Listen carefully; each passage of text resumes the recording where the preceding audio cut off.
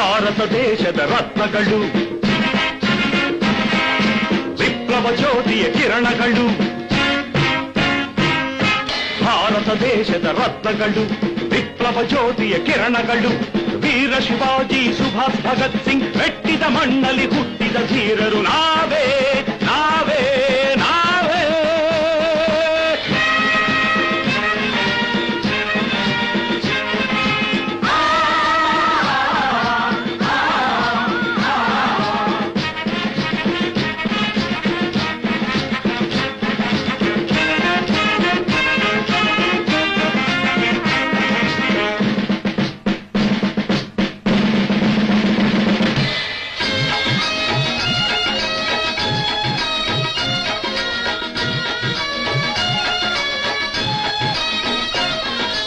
ಇದೇ ಏನು ನೀ ಓದಿದ್ದು, ಇದೇ